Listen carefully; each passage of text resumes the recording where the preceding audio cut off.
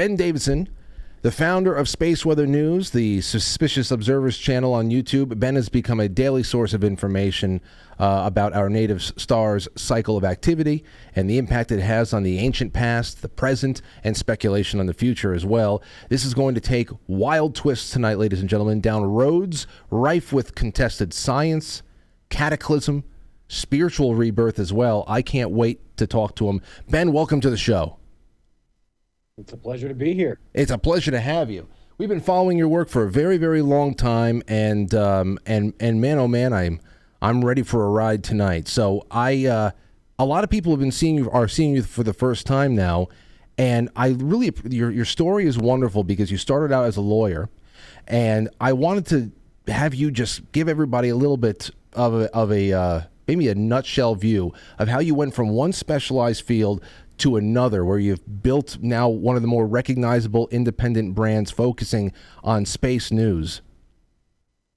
Sure. Well, I did go to law school. I do have my Juris Doctorate, my law degree, but I never actually practiced law. I didn't even take the bar. I figured out pretty quickly during law school that a life of law was not going to be for me. I stuck it out, finished, got the degree, but I went right into interdisciplinary research. It's one of the main things that lawyers do if they aren't lawyers. And luckily, one of the cool things about law school is it's the last place on earth that teaches you how to think and not just regurgitate information that the professor is trying to cram down your throat. It actually teaches you how to think. And so I went into interdisciplinary research for a venture capital firm. Not like many other venture capital firms. These guys aren't sharks or vultures. They try to do some good stuff, so I was happy with it. But it basically forced me to apply economics, the legal aspects of whatever deal they were looking at, and then the subject matter expertise of whatever it is they were looking at. And so what they like to call portfolio diversification for their lead researcher seems like a lack of focus that forces you to basically become an expert in a new topic every 2 weeks. And there I rediscovered my love of science. I had taken many physics courses, many meteorology courses in undergrad. I had initially wanted to be a weatherman, like you see on TV. And so that really kind of slid me back into the idea of bringing together research and information from a lot of different areas. And, you know, they would hire the best experts and consultants in the world, but they would always say different things. And then my boss would turn to me and be like, which one's right? And so it's really kind of putting your feet to the fire and trial by fire, to put it lightly. And so what I do now is really not all that different from what I was trained to do and what I specialized in right after I graduated. Yeah. And I was always interested in the sun, weather, earthquakes, science in general. And so, you know, one day I decided, hey, let me do what I do for my bosses, but stuff that interests me. And one day I looked down, there were tens of thousands of people watching. There was professors, NASA scientists in my inbox. And I realized, hey, this is the path I need to take, and I never looked back from that. You know, and just examining the full corpus of your work and what you put out there, because I know, you know, Suspicious Observers is only even just a fraction of the content you put out. It does come through that you are living a very, very complete life in that respect. Even in respect to what you forecast some pretty dire things. So in the face of all that, it's really you give people a lot of confidence going into the future if what you're talking about bears out. And we're going to talk about that right now, because what sets you apart from most others in your line of work is that you're convinced that a pole shift is imminent, and more so lately than I have ever seen before, and I'm sure you have too, we've been seeing these articles talking about the flipping of magnetic poles coming out, and they've been almost like prepping this and massaging this into the public consciousness. But it only comes from the perspective of opposite polarities. and not from the flipping of geographical north and south or the shifting of those poles, which is what you're convinced is coming. So before we get deeper into your work on that, can you say what happens more often over the course of natural history, the magnetic or the geographical shift? You know, to be perfectly honest with you, I can't find much evidence of them being separated. Okay. I realize that one is well recognized, and nobody really denies that it happens. But the geographic, the Earth actually turning over when these magnetic pole shifts occur, nobody really wants to talk about that in any kind of detail. But the evidence really just does suggest that that is exactly what happens. This is from fossilized trees, from sediment records in the Arctic. There are several lines of evidence, even including some that stray off into religious or mythological stories, but specifically the ones where there's no reason for these cultures that are disconnected by centuries and thousands of miles to tell the exact same story of what happened in their past. And, when we start to put all that together, it really does seem like we're getting half of the truth. And the half of the truth that we're getting, it really is, as you said, kind of being slowly massaged into the mainstream narrative and into the minds of everybody rather than dumped as perhaps it should be, although maybe that's not for me to decide. Well, what you just described right there is probably the main reason why that broadcast you did with Jimmy Corsetti was so electric. I mean, because coming from his body of work, what he puts his time into, what you put your time into, there were so many amazing overlapping qualities to that conversation that it really just, I've watched that I think twice already, and so I have a couple of ideas, the things I want to ask you tonight that are sort of follow-ups to what you guys have discussed. But here's a little bit of what Business Insider had to say about this recently, and I bring this up because mainstream science reporting, of course, has one position only, that we are in the clear for still many thousands of years to come. And they said this: over the past 150 years, I thought this was pretty significant, the magnetic North Pole has casually wandered 685 miles across Canada. That seems pretty damn significant, nearly 700 miles. That's like me going from New York to Myrtle Beach. But right now, it's racing 25 miles a year to the northwest, but no one knows when the next flip can happen. The last time the poles reversed was, listen to this number, 780,000 years ago. So it's not like we have a record for this. It turns out 780,000 years is over double the time Earth usually takes between flipping. Do you believe that we're on a 780,000 year cycle? Nope, absolutely not. And so what they're talking about is a situation where the core fields of the planet reverse and then stay that way for a long time. They call that a full Cron reversal. And the problem is that's not what's happening right now. What's happening is what they refer to as the rapid flips, which are called geomagnetic excursions. And those happen about every 6,000 years. Big ones every 12,000 years, but on the half cycle, at 6,000 years between them, we get a miniature version of it as well. And what's interesting is the ones that they are discussing, they do take thousands of years to unfold. But because of that, it's a much slower, much more gradual change. And it actually appears that there is less of an impact on the species living on this planet because, in the life of any given animal, things just aren't changing that much. But these geomagnetic excursions are different. Not only do they happen about every 12,000 years in a major way, 6,000 years in some way whatsoever. Those ones are really tied to the major extinction events. That's where all of the scientific studies are saying, hey, this is a major problem for ozone levels, for climate, for volcanoes, for direct radiation impact on the surface, because it is a rapid flip of the magnetic poles, all the navigational issues, not just with birds, but mammals and marine creatures, the ones that live in the ocean.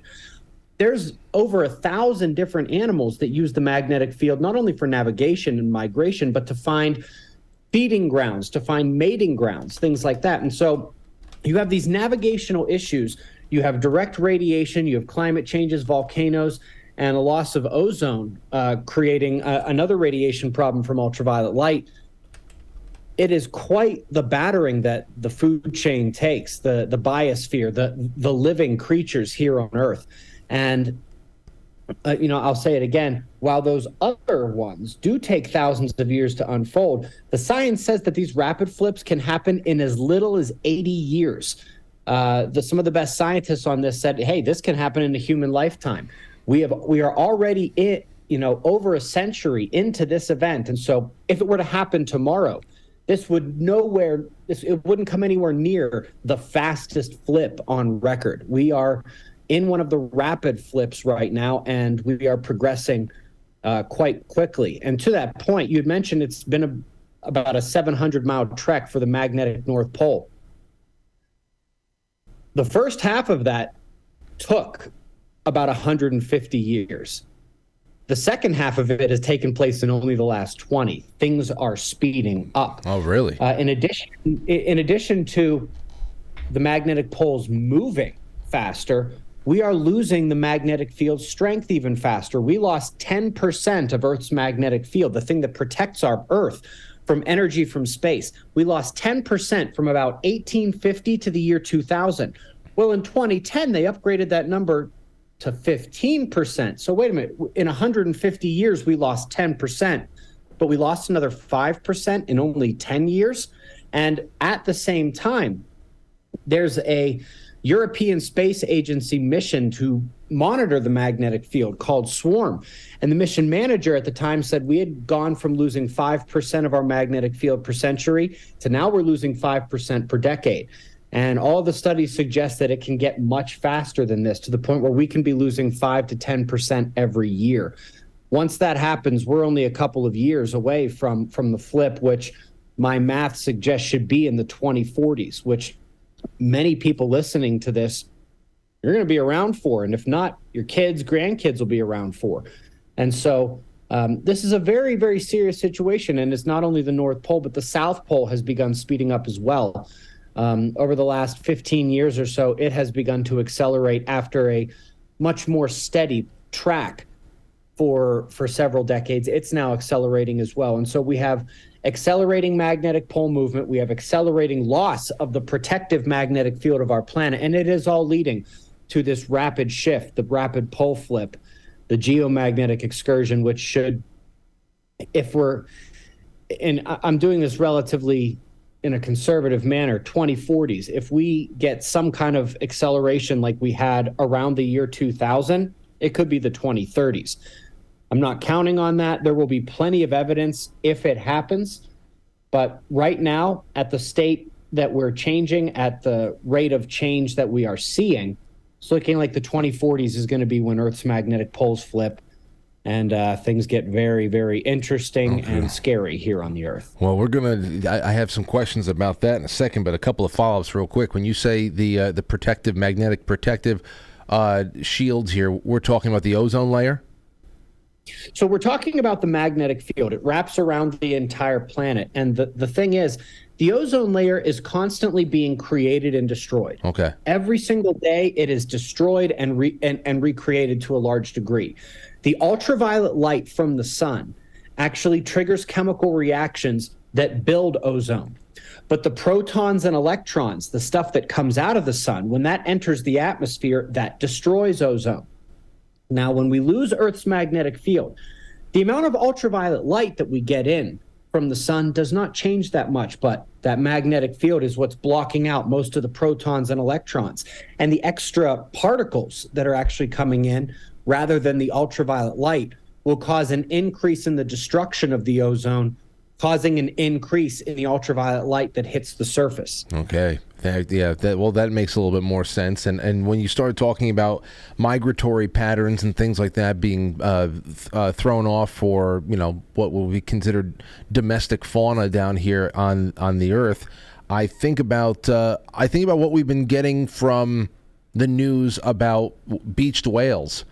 Exactly. Because Exactly. in that respect, I have to imagine that geoengineering plays a part in it. People have told me, no, dude, wind energy farms, they are very, very adept at throwing off migratory senses and confusing animals. But now you say this that sounds like it could also go hand in hand with what's happening. Well, yeah, I mean, both things are absolutely true. In fact, some of the beached whales on the Atlantic seaboard, those probably have something to do with the wind farms out there. The problem is when you're talking about the beached whales, the sharks in areas where they're not supposed to be, even sea turtles, less than 1% of those events are happening near those wind farms or even the tidal power generation stations. And so I would never sit here and say that those don't affect the animals. It's just that we are seeing a massive uptick worldwide of these events, and less than 1% of them are happening near these man-made structures. A lot of this has to do with the fact that they navigate based on the magnetic field, and the magnetic field is changing. Okay, so then let's talk about seismic activity here, because you're talking about the magnetic field, protection against the sun's rays, and it's something that I haven't ever considered until recent years, watching work from people like yourself. I think about the aurora borealis. I think about other atmospheric conditions and weather, which seem most likely that solar rays and radiation can make an immediate impact. But it took me a long time to consider that the sun can actually affect tectonic plates or volcanic activity. Can you explain how the sun can literally move mountains? Absolutely. So, if you've ever taken a balloon or even, a piece of plasticware, rubbed it on your head, built up static electricity, then turned on your faucet on a slow drip, and you hold it close, you can bend the water just with a little bit of static electricity. Now, in the ground is mostly water, crystals, iron, and other electromagnetic metals, ores, things like that. These impacts from the sun are global, and they reach all the way down through the mantle into the core. And interestingly enough, as if that knowledge doesn't already make you think, okay, wait a minute, this electromagnetic energy is going all throughout the earth. What's its effect on water, on crystals, on iron? The most conductive points on the planet are the fault zones. They actually seek out the cracks in the earth. And that's where the energy wants to go down. Just like lightning is always seeking ground, the same reason why it's safer to be in a car in a thunderstorm rather than standing outside holding a golf club up in the air. Unlike lightning, what the sun does is it increases the general ambient electricity in the atmosphere. A lot of people don't think about electricity in the atmosphere outside of lightning, but our atmosphere is absolutely electrified. There's, an amazing voltage differential just between your feet and the top of your head. And this energy is constantly going up and down. And when we get hit with this electromagnetic energy from the sun, it actually enhances the up and down energy. And it's not just from the top of the sky down to the ground. It integrates within the crust. And when there's an excess of that energy, it tries to seek ground or the core, so to speak. And so it will be going down into the ground. And simple experiments you can do in your kitchen with static electricity and water. I have to presume most people understand that electromagnetic forces can affect iron. Even if you don't know that they can affect crystals, I'll just tell you now, they absolutely can. When you charge up a crystal and then discharge it, it can actually translocate. It'll actually move on its own as it's discharging that electric energy. And so this is what's actually happening. This is how the sun is triggering these bigger earthquakes. And it turns out that the bigger earthquakes you look at, the more correlated they are with the sun. If you're looking at magnitude 2, magnitude 3 earthquakes, now, there are still regular geologic processes that can make those. When you start to get above magnitude 6, then you're like, okay, there's now a statistical a significant statistical correlation with solar activity. And when you get above magnitude 7, it jumps up in a big way. And when you get above magnitude 8, we're talking about nearly every single magnitude 8 earthquake on record since we have been looking at the sun in this way is correlated with these major events on the sun. And so once you simply understand that, hey, wait a minute, there's this electromagnetic exchange between where that solar energy is coming in and the ground beneath our feet, it's very simple to say, okay, well, wait a minute, that's full of water, crystals, iron. Of course it's going to react to a major electromagnetic surge going through it. I mean, these are the same surges that can take out power grids, they can blow up transformers, they can seriously affect the jet stream. Of course, they're going to have an effect on the water, the crystals, and the iron in the ground. Now, you're also coming on right now during a time when we have this immense black hole, or this hole in our sun right now. I saw it getting reported on again. That what is it? I had it up over here. That they're saying that the giant hole in the sun is now bigger than 60 Earths and is currently exploding. Now, this is all happening around the same time that earthquake happened in the Philippines. I know that we had a couple of significant volcanic eruptions recently, too. Can you explain, before we go on to something else, because what you had just mentioned there about water, I want to comment on, too, so I don't want to get too far away from it. But can you quickly comment about how, explain how these holes in the sun, these dark spots, are so significant? Because when I see a big black spot in the sun, I say to myself, oh, it must be cooler there. But from what I understand now, this is actually more so acting like a cosmic cannon of some point, and it's just like, it's what the hell's going on here? A fire hose is probably a better way to think about it. Okay. So those protons and electrons I mentioned earlier, the sun is constantly blasting out protons, electrons, plasma away from it in all directions. It's a constant thing. It's been going on for billions of years. It never stops. But that large black area you're talking about is what they call a coronal hole. And these coronal holes have magnetic fields that, instead of arching from one spot to another on the sun, they stream out into space. In fact, they go all the way out past Pluto, and they cause an enhancement of that solar wind. So more protons, more electrons. And so on December 1st, in my morning show, I actually declared an earthquake watch because of that large coronal hole, that large dark spot on the sun.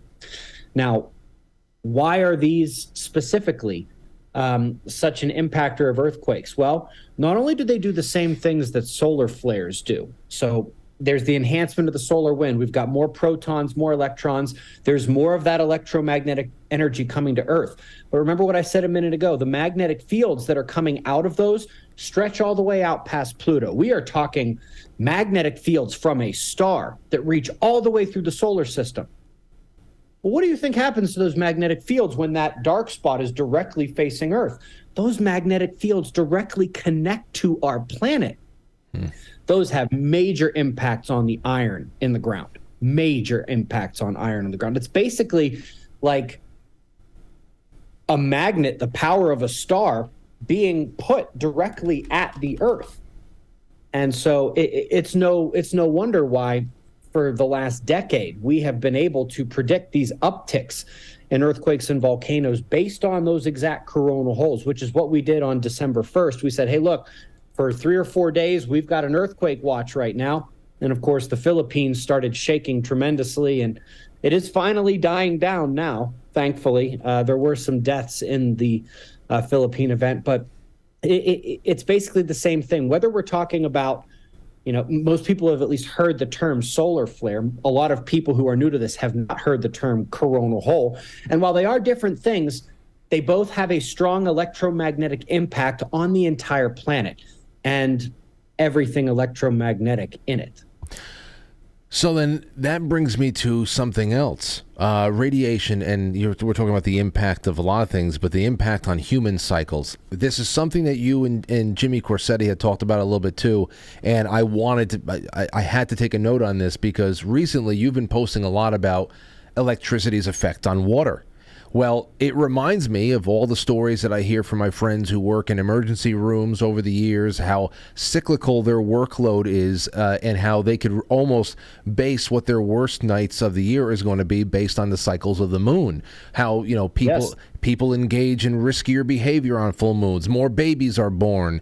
And this is where I start to see where the positioning of our stars and planets can really have an impact on human behavior, and how those people who understand the clockwork of that start planning their own events around where the stars are aligned that evening. But whether it's the moon's impact on the tides or the sun's output itself, when you think about the fact that people, you and I, are mostly water, people are essentially a walking ocean on land, and I can see how the sun as well as the moon could be can have a large amount of sway on us as individuals, just by the fact that we are, when you run electricity through a small puddle of water and you watch it move, I got to imagine that we respond in similar ways as individuals.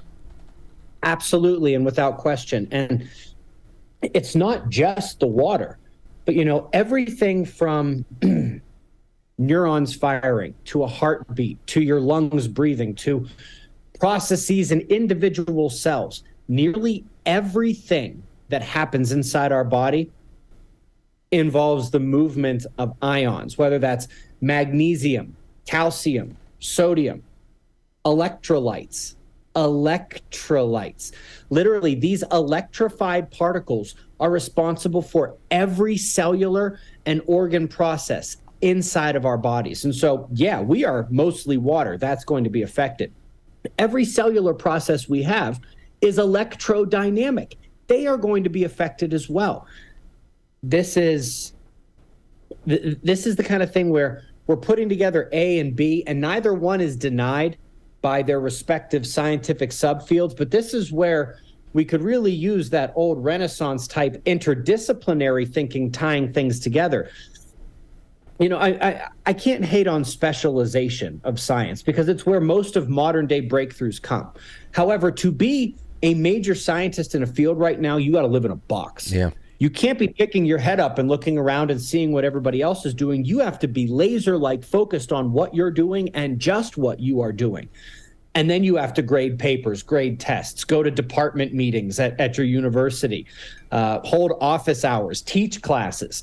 And so there's a lot going on in addition to the requirement for these scientists to be laser-like focused, that we have really lost this interdisciplinary marrying together of different sciences to see exactly, okay, hey, wait a minute, you're doing this over here, you're doing this over here.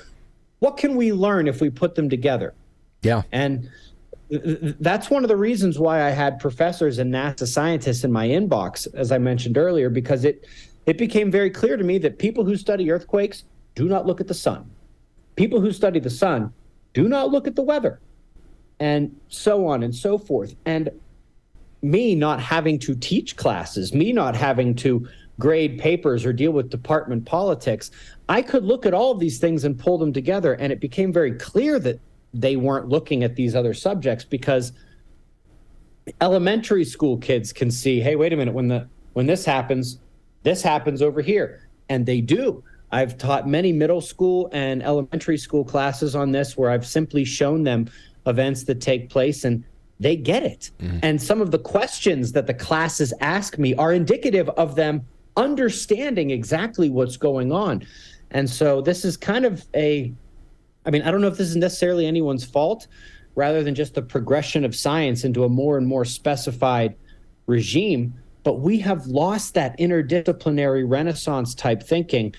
And that's where an unbelievable amount of discovery is just waiting for humanity right now. It's just waiting for it. It goes so far beyond science, though, too. I mean, you can't call up a carpet installation company without having to talk to a thread specialist, and then somebody comes on to talk about it. It's horrible. I don't know what the hell it is. Maybe it's just because there's something very everybody feels good about being a specialist in something, but you lose that holistic understanding of what's going on, when you need a whole team of doctors to talk about one specific patient. it can get a little bit, there's too many cooks in the kitchen. It really is crazy. Absolutely. Yeah, well, Absolutely. So then let's talk about the actual flip. Now that we have the basis of how this could be affected and how it would all work, from the sun to the tectonic plates and all that, the how its effect on water, how does this play out? Would it be a 180-degree vertical flip? The south becomes the north. Is it a 90-degree? Does Antarctica end up being at the equator? What do you think? It is 90 degrees. The reason we know this is because of some key pieces of evidence. And I don't go through all of them here, but I'll give my two favorites. There are some fossilized trees in Scandinavia, Norway, Sweden, Finland, that don't have any rings. And these are from about 12 or 13,000 years ago. Now, there is one place in the world that the trees don't have tree rings, and that's the tropics. The tropics don't have tree rings like that because they don't have those same kind of seasons that produce the tree rings in a place like Canada or Scandinavia. The other thing is a technically still classified bit of material from Project Nanook in the 1940s, which was a project led by Major Maynard White up in the Arctic. And thank goodness he had the foresight to realize that people needed to know this. So he kept a bunch of documents. He kept a bunch of stuff from the Pentagon meetings where the OSS, now the CIA, was involved. And he gave them to his son, Ken White, to publish decades later, which thankfully he did. And basically what they show is when they were looking to, figure out about the North Pole and how it seemed to be moving, even back in the 1940s, they were starting to recognize this. They dug down deep into the sediment. But what they found was after a couple of feet of, muck and polar fossils, there was a layer of tropical fossils, and then a layer of polar fossils beneath it, and then a layer of tropical fossils beneath that, and so on and so forth. 9 layers they were able to find. And they determined that these layers would take approximately 12,000 years each to build up. And so how do you get trees with no tree rings in Scandinavia? How do you get alternating layers of polar, tropical fossils in the Arctic? Well, you can answer both of those if the Earth tips 90 degrees and the North and South Pole end up at the equator. And it just so happens that there were actual Pentagon documents, which again, thankfully, Major White kept. I mean, granted, he broke the law, but thank goodness he did. That the OSS, which again eventually morphed into the CIA, the OSS is the Office of Strategic Services. They and the Rand Corporation, along with a couple other government scientists, determined that the Earth flips to 90 degrees, and then the next cycle it'll flip back and back and forth and back and forth and back and forth. Now, there's 2 good questions that come along with this. One, the question is, hey, wait a minute, but don't we have evidence of a million-year-old ice in Antarctica? Wouldn't that have melted if it was at the equator? That's the first question. And the second question is, what causes the Earth to actually do this 90-degree tilt and tilt back and tilt and tilt back? So the answer to the first question is actually fairly simple. And there's actually 2 potential answers. So if you don't know about how troubling isotope dating is, it's very troubling. They have absolutely no idea what they're doing in large part. Carbon dating can be way off. My favorite example was they thought that the Tibetan ice caps were more than 500,000 years old. And then they used krypton isotope dating and said, well, wait a minute, I think we have a maximum age of 17,000 years. Jeez. How do you go from more than 500,000 to a maximum age of only 17,000? Big margin of error. That's quite the margin of error. And so, one, I don't trust their dating of that ice in Antarctica. But 2, let's just play devil's advocate. Let's just say they're right. And it is a million-year-old ice in Antarctica. There are still glaciers in the tropics today. Right now. Yes, they are melting, but there are glaciers in the tropics today. And the last 12,000 years is what we call an interglacial. it's been warmer than it's been in 100,000 years. In fact, before this last chunk of time, we were in ice age, glacial cycles. So if there's still glaciers in the tropics today during an interglacial warm period, how much of the polar ice is really going to melt, even if you stick it at the equator where those glaciers are now, but the world is 5, 10, 15 degrees colder? The answer is it's just not going to melt in time. And so that's the answer to the first one, and it's fairly simple. It doesn't matter if you choose the isotope dating problems or the glacial, interglacial cycles, and looking at the fact that we still have ice at the tropics today. Then we come to the interesting one. What makes the Earth actually turn over like that? Believe it or not, the Earth is trying to do that right now as we speak.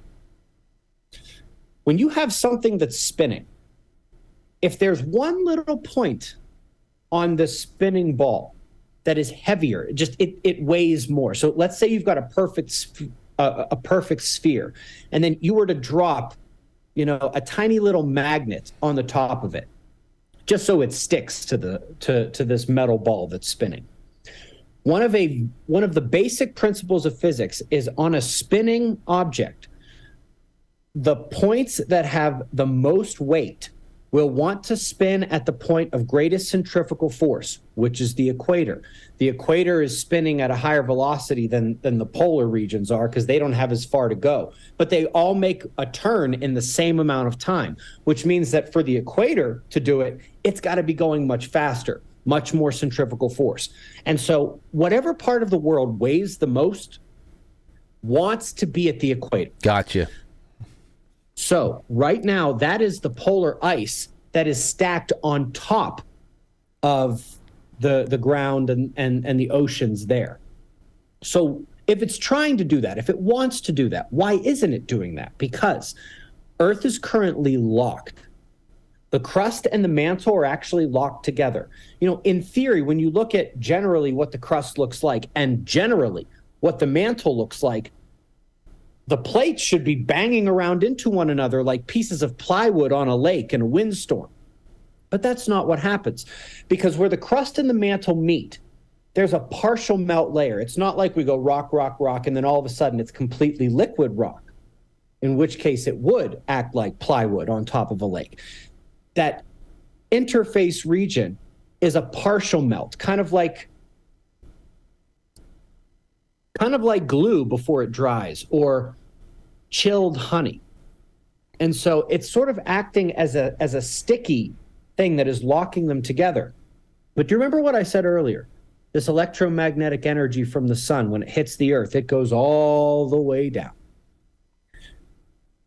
And remember what I said earlier about the crust, how the most conductive points are the fault lines, which is where the electricity is going to want to go in.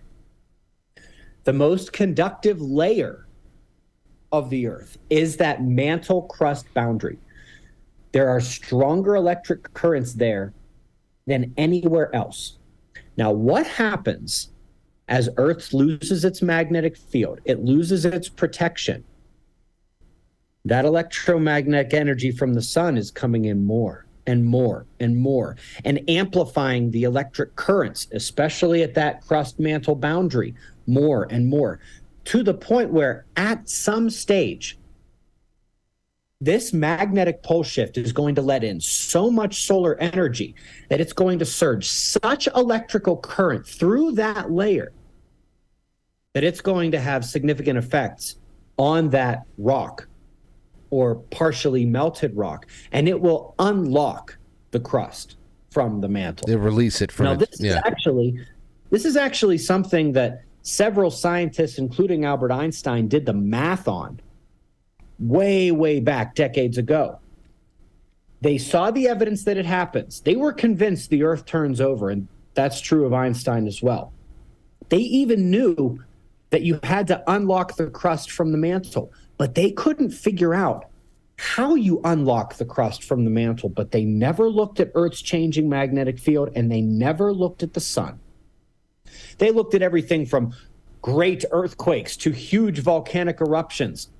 That didn't work because they would be isolated and you couldn't unlock the entire crust at one time.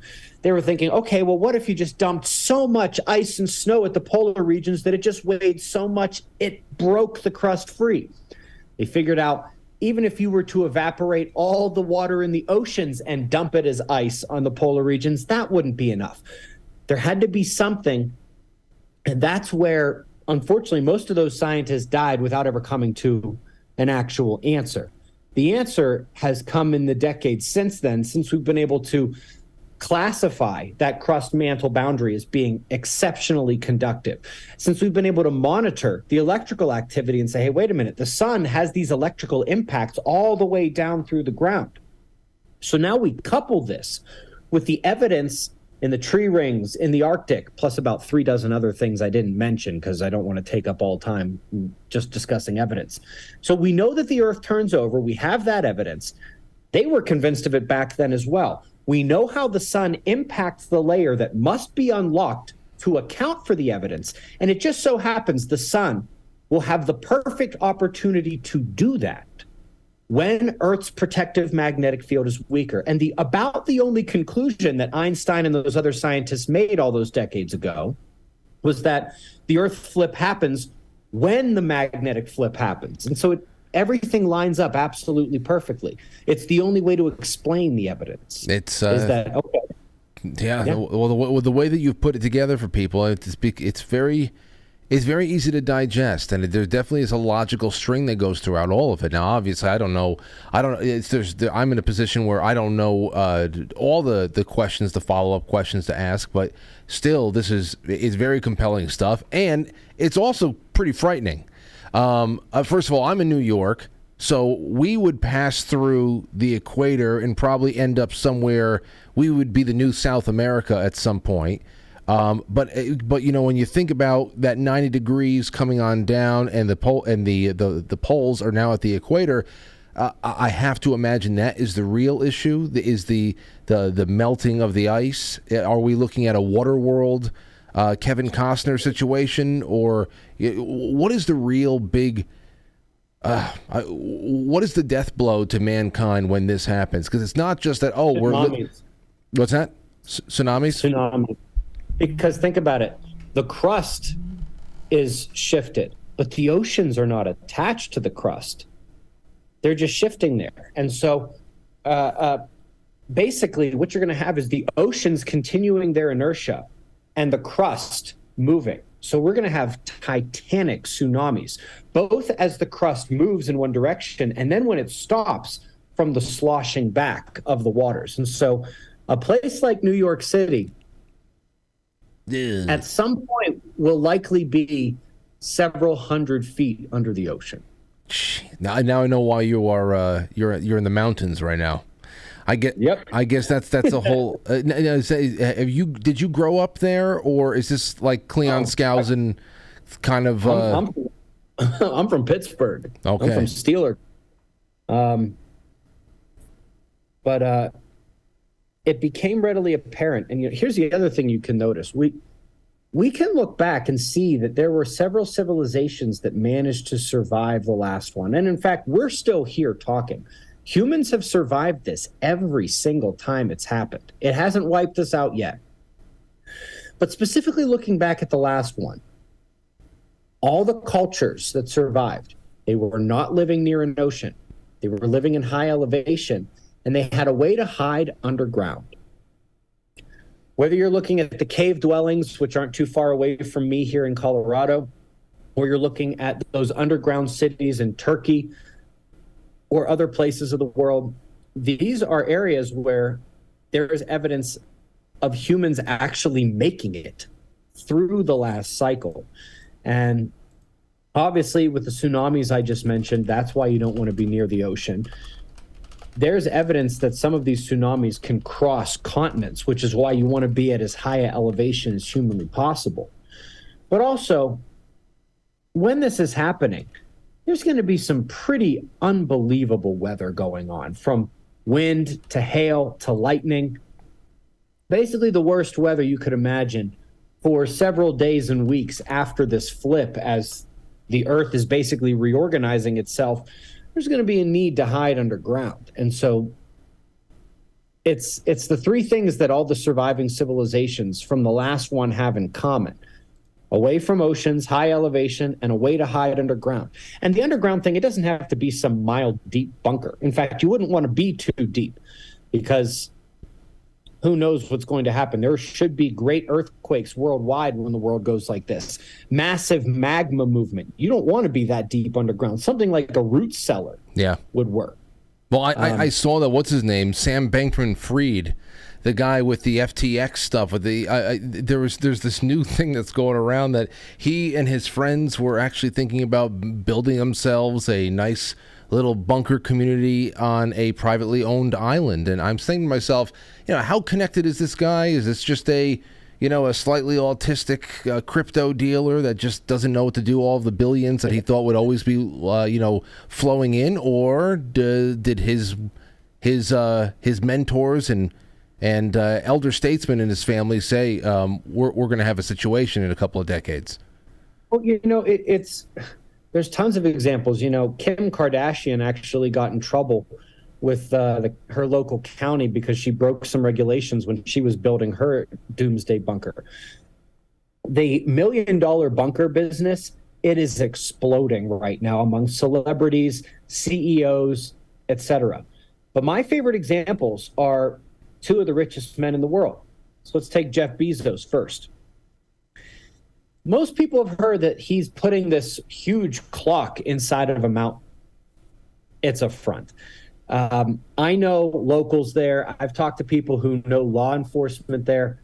There are cement trucks constantly coming in and out of that place. There are armed security. There is other kinds of stuff that has nothing to do with the clock.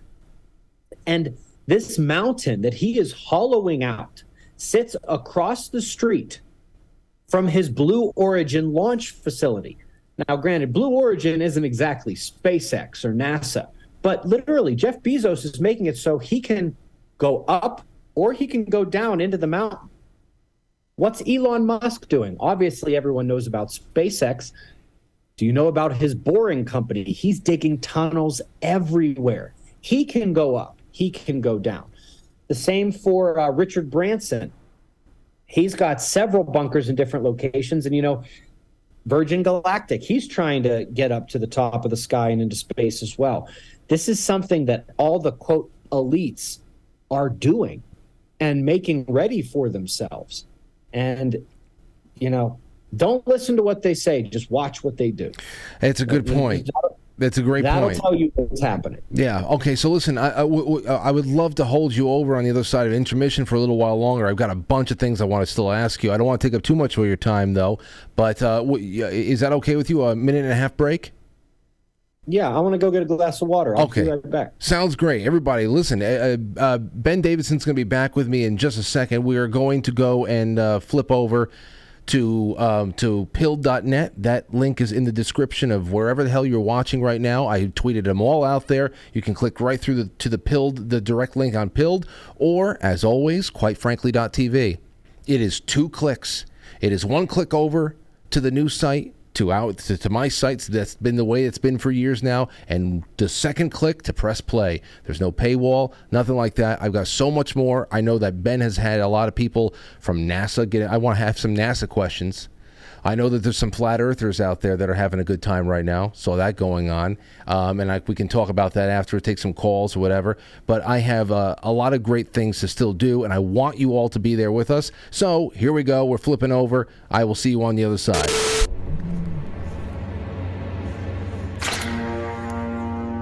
It's treason, then.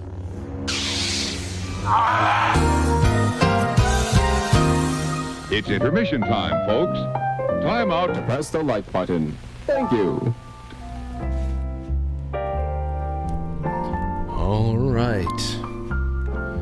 All right, ladies and gentlemen. We're back over here on a chilly December evening talking about, I don't know. It's not necessarily a positive night as far as the outlook goes. But I don't know why I still have fun with this kind of stuff. It's an itch that for some reason I always want to scratch. And man, we got Ben Davidson here tonight, and it's going just about as amazing as I thought it would. Now, Ben, I would have to imagine that if all this doesn't happen, would that be the greatest piece of evidence that the world is actually, in fact, flat? Because if I get you can't turn the Earth 90 degrees if it's flat. It would be a pancake effect, right? I mean, I guess we could have that discussion. We could also have a discussion, how would this be different if I was a giraffe? About 8 years ago, I debunked the entire 200-point Flat Earth Bible, and most of it was making me laugh a lot. Well, it's a combination of making stuff up and misunderstanding physics. But, if it doesn't happen,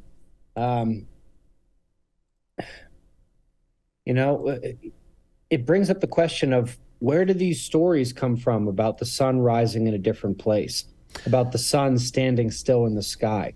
How do you get these tree rings in Scandinavia that obviously grew in the tropics? How do you get these alternating layers in the Arctic?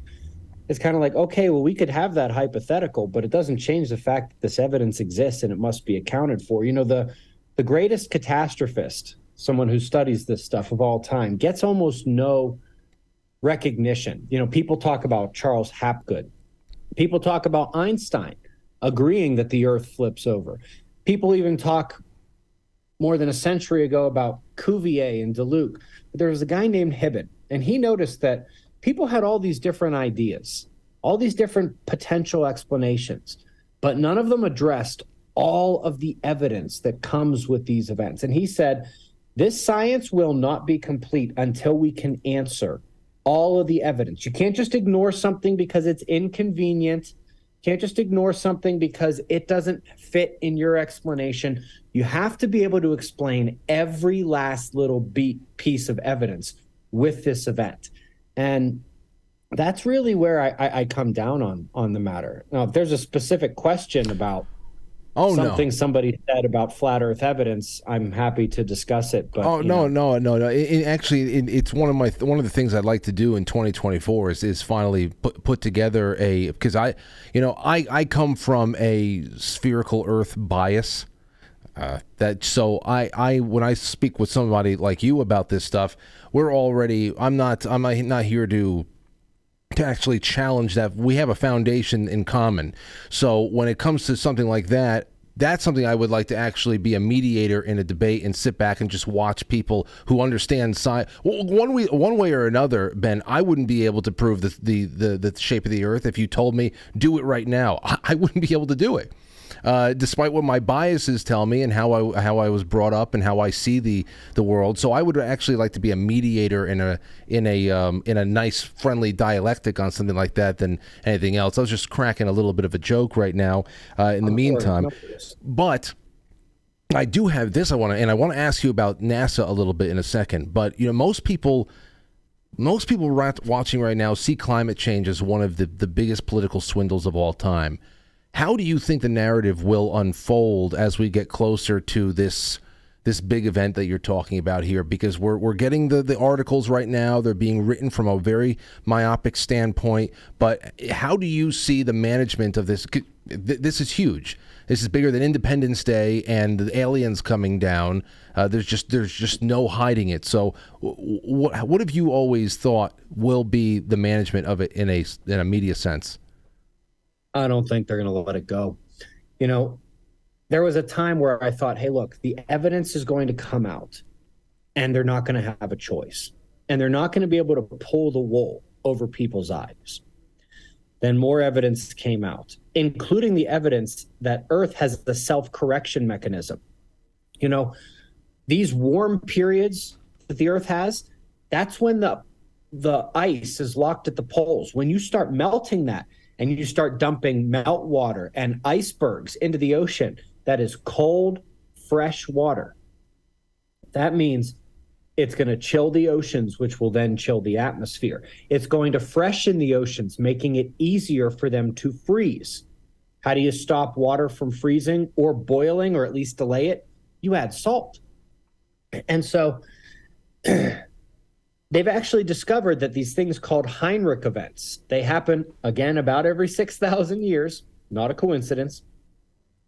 They involve the Earth heating up, ice being lost from the polar regions, that chilling the oceans, which then chills the atmosphere and kicks us back into the cold direction, which is exactly what is beginning right now. That evidence came out, the evidence about the fact that it's the sun and changing magnetic field of the planet rather than plant food causing the climate change we've seen so far. There's the fact that we're just one big volcano away from re-entering an ice age, and they're not budging. And I was like, okay, well, even if they don't want to budge, it's not like the people are just going to keep buying this forever. And then COVID happened, and I realized these people will believe anything. As long as the talking face on the TV screen says it, they will believe it. And there's nothing we can do to change some of their minds. We're not talking about intellectual discussion. We're talking cognitive dissonance, normalcy bias, and ego here. And yeah, well, you can't win an argument against that. It's just never going to work. I know. It's like that Tool song, Anima. You think about that. You get to that point of the song where they're talking about the Earth just really just going through these cataclysmic changes, and then it's just going to be the dumbfounded dipshits who just don't understand what's going on, and it's kind of sad. It's scary. It's sad, but at the same time, we got to make the best of what we have. And so I have to imagine that because all of this, what you're saying, would be so primarily driven by the sun that there's not really much that could be done to either accelerate or delay what's coming. Because if so, how would anyone benefit from doing that?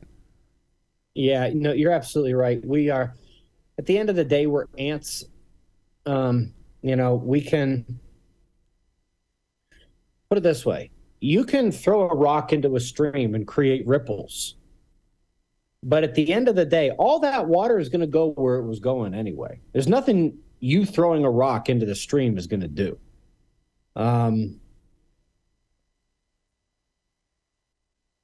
This is going to happen. And at the end of the day, we can't rival the power of our planet, much less the power of the sun.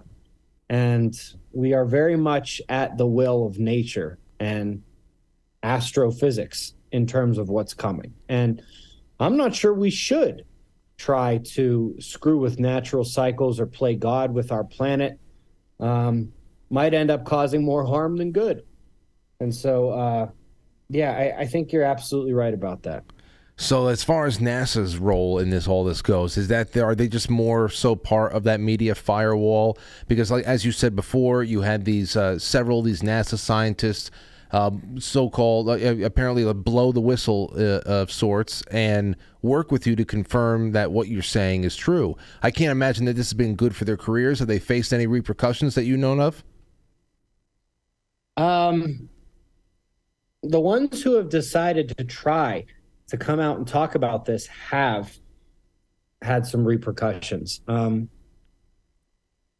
best example I can think of is the two scientists who joined me in publishing the paper on how the sun triggers earthquakes. It did get published, but because if the sun can trigger earthquakes, obviously it can affect the climate more than they'd like us to believe.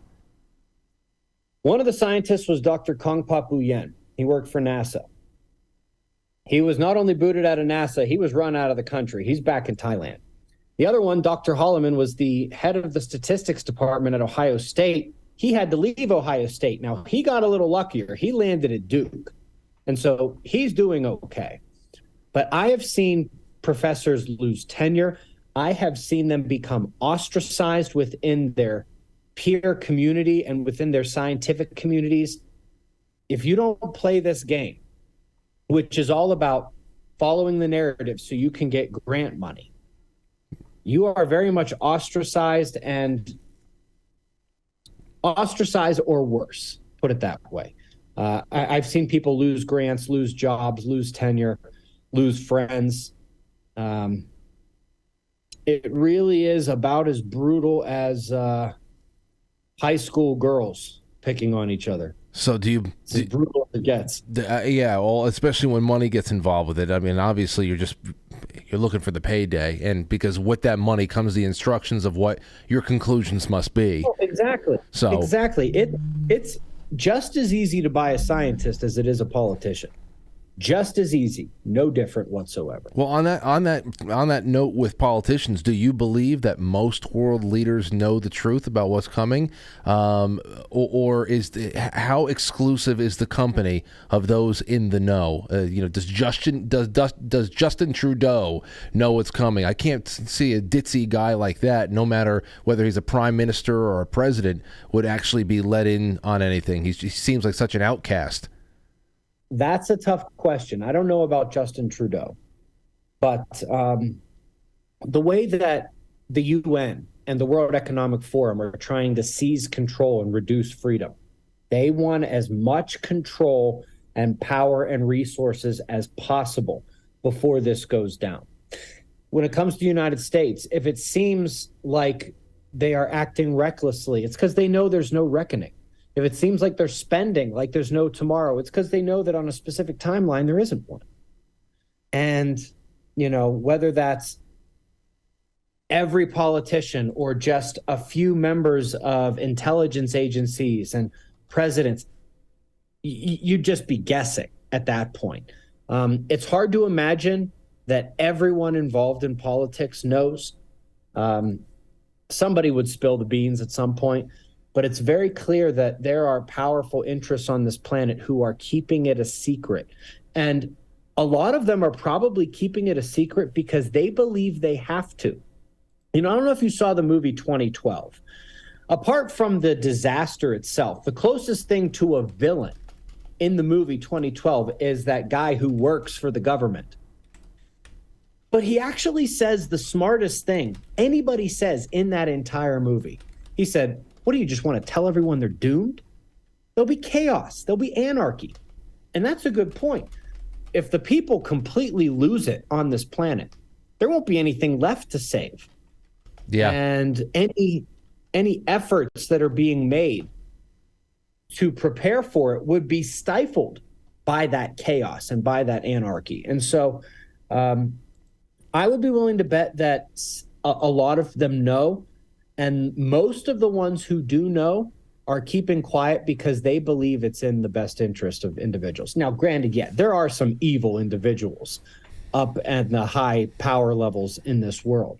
And I'm not speaking for them. But, just in this country alone, how many congressmen, senators, governors, state congressmen, state senators, they're not all just super evil human beings. No, but they've got a really good and easy way of convincing them, hey, look, do you care about people? Do you want to be the modern day version of Batman? Do you want to save people? Keep your mouth shut.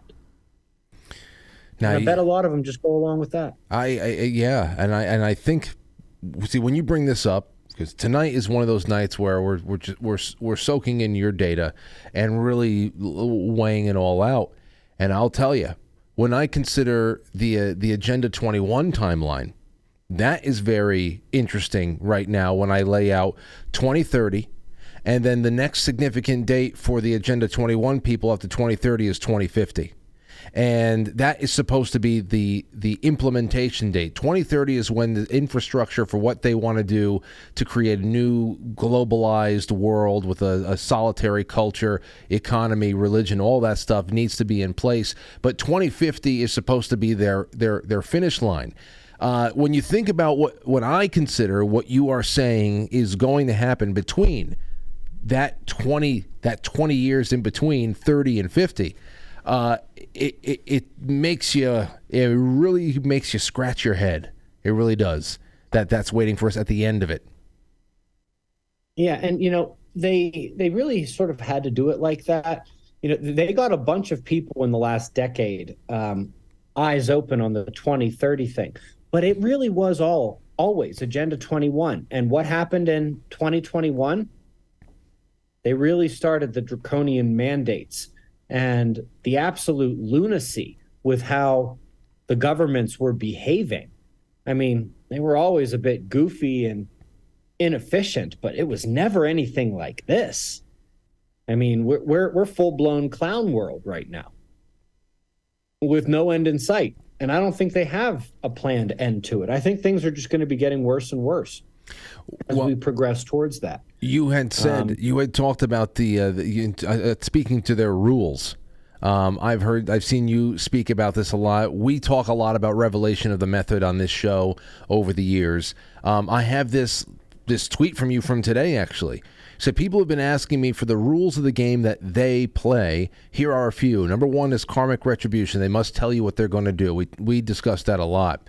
The fair contest. You can rig the game, cheat, whatever, but you cannot leave no outs.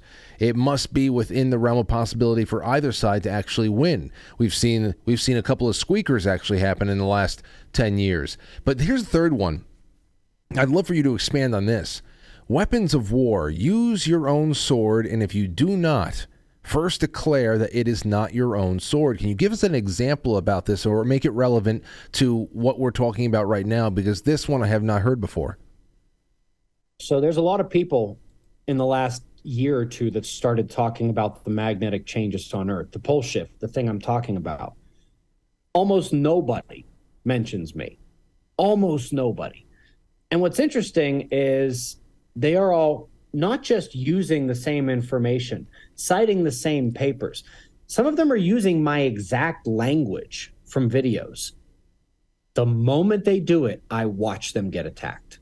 Whether it's from mainstream media, whether it's censor-happy social media, or whoever else it's coming from. The moment somebody tries to pick up something else and be like, I heard this person say this. This is a good point. I have this huge channel and this huge following. I don't need to worry about this other individual. I'm just going to put forth this like it came out of my brain, my mouth. They get absolutely drowned instantly. I've seen this happen with other individuals too, but because the pole shift topic is very near and dear to me, I watch this happening. I mean, you really can't post any kind of article on any wide read news site. You can't post anything on Twitter about this topic, and I don't find out about it. I'm going to see it. And what I see all the time is people literally copying and pasting, sometimes metaphorically, stuff I have said or stuff I have shown or diagrams or math I have done. And then literally within 24 hours, they are censored, they are blacklisted, their account is banned, they are getting attacked by this group or that group or these talking heads. I watch it all the time, and it's weird because the group we're fighting, I genuinely believe that they're Satanists. Everything from the Epstein stuff to adrenochrome to child sex trading, everything like that, to the blatant satanic symbolism that is being put up all around the world, whether it's in statues or it's at the Super Bowl halftime show or the Grammys, or even in entertainment, in movies and in music videos, things like that. It's very obvious what's happening. But what's interesting is these Satanists follow these rules. And when I say they follow these rules, they follow them as strictly as Muslims pray. And that's not an over-exaggeration. Whether or not Satan's a real person or a real entity, whether or not their Satanism gives them any power, whether or not it's real doesn't matter.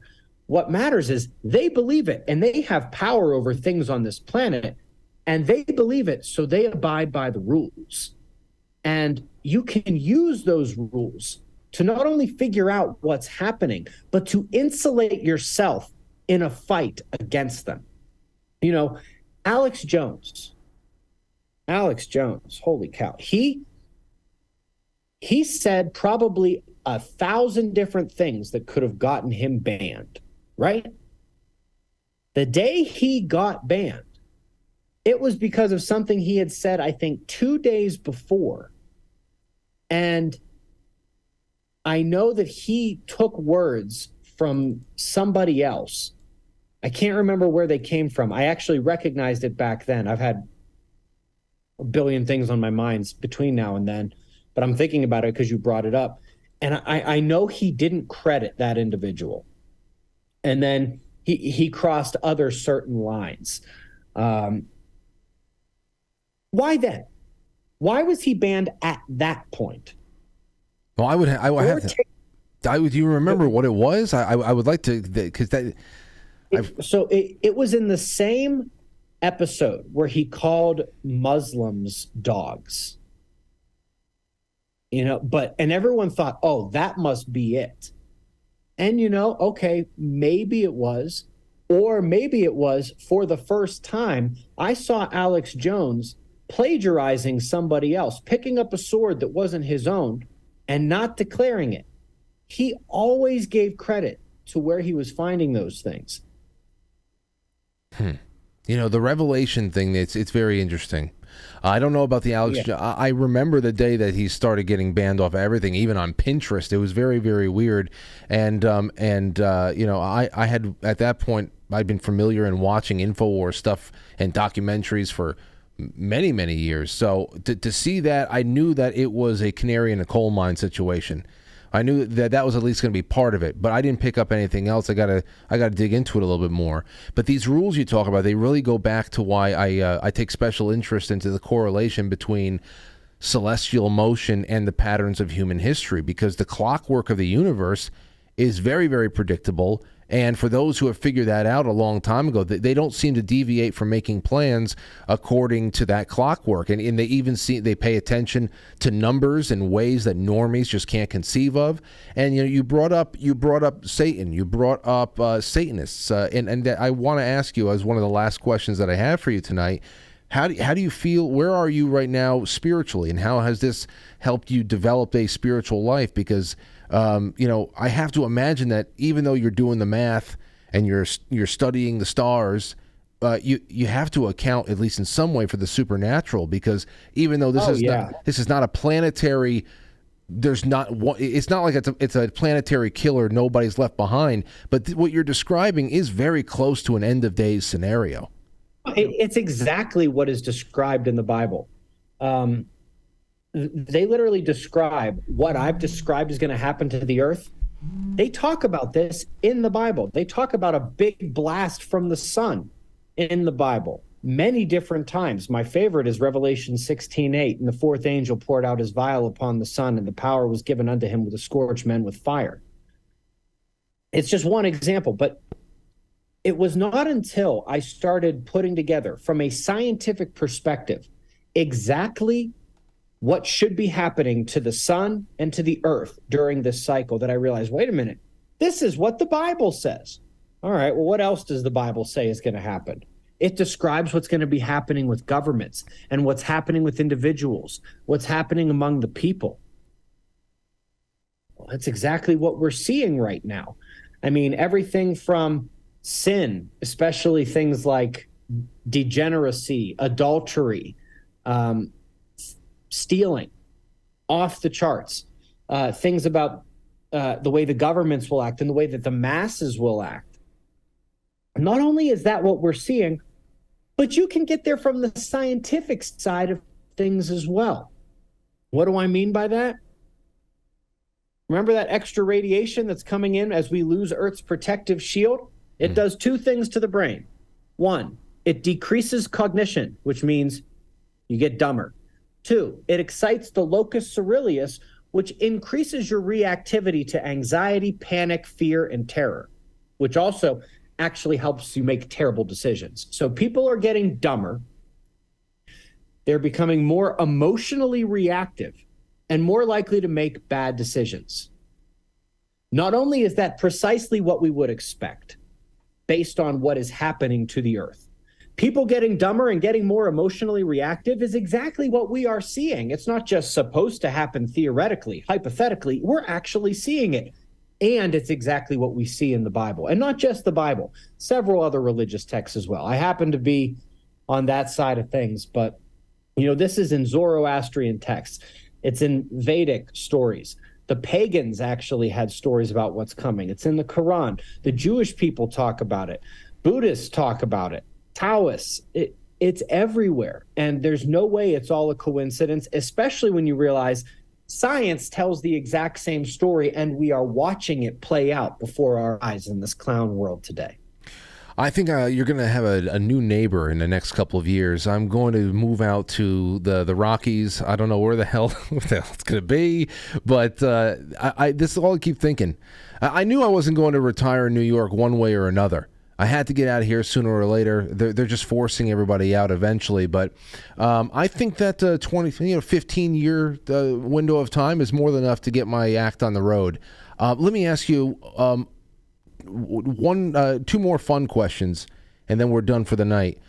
You tweeted out you retweeted which lecture would you like to attend? Einstein, Tesla, Marie Curie, and Hawking. I have to imagine it's Tesla. Am I right? Number one. Oh, and if I am, yep. Why is it? What would you want to learn? The number one thing you would want to hear Tesla dissertate on? I would want to hear him talk about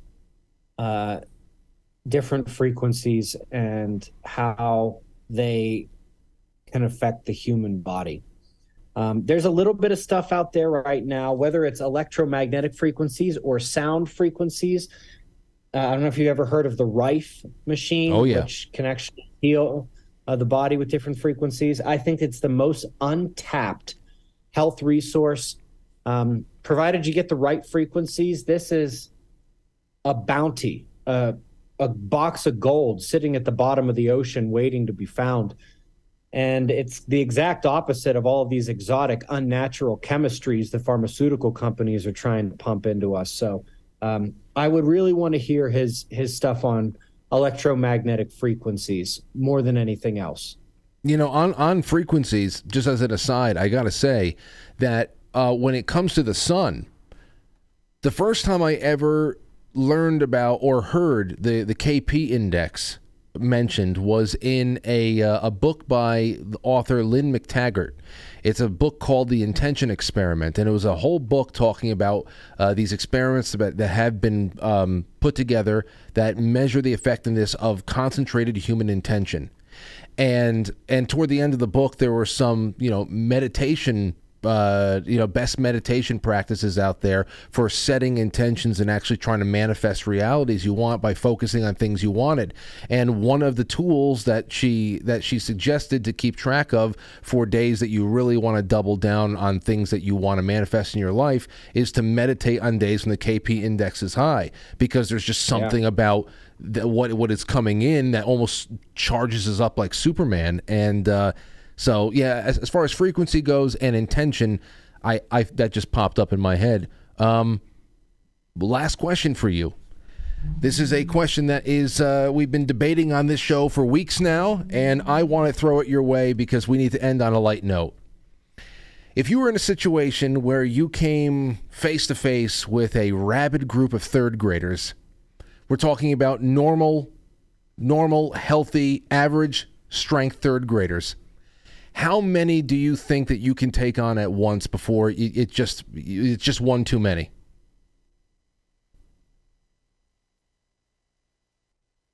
That has got to be the weirdest question somebody has ever asked me. It sparked so much debate. So I have a third grader here in my house. My daughter Kira is 8. Okay. I think it would take a lot of them. See, some people, they either go, I've had, my buddy said he went thousands, which I said, dude, you're only flesh and bone. You're going to break down eventually. Others have been around that 100 area. Some have said, I don't know, I think maybe about a dozen. If they swarm you, you got to find a way to isolate them and work around the But I know that you're very, you work out, you're a strong guy. So I'm wondering about this. Yeah, I work out. I've been doing martial arts for quite some time. I would have to say we're in the dozens. I've been in my daughter's classroom. Like, I could definitely take the entire classroom at one time. I think so. Yeah. Maybe 2 of them.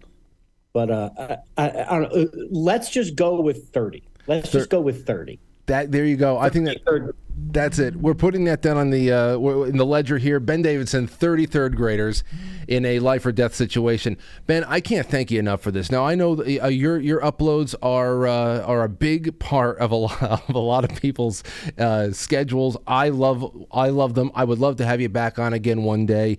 And in the meantime, if there's anything you want to plug, anything special you got coming up, let everybody know where to find it, what to look out for, and yeah. The two best places to find me are on YouTube at the channel Suspicious Observers, or on X, Twitter, at Sunweatherman. Pretty much everything I do, you're going to be able to find out about through either the YouTube channel or through Twitter. I can't bring myself to call it X. It's Twitter to me. Me too. And so I would say that, yeah, the daily shows, they're super fast. They're like 3 to 4 minutes maximum, and they give you everything the sun is doing, top science news of the day. Always, anytime something is related to this magnetic pole shift, I'm breaking it down for you. Spend 3 or 4 minutes a day watching that show, and you'll be ahead of almost everybody else on the planet. That's the best part about your presentations. 2 to 4 minutes. You can never say no to them, and you don't have to put them on 2 times speed. Thank you for everything, Ben. I would love to talk to you again in the future. You've been very gracious with your time tonight. I'd love to come back. Thank you very much. This was fun. Have a good night. There you go, ladies and gentlemen. Ben Davidson, he's on his way to enjoy the rest of his night, and now I'll follow up with him later.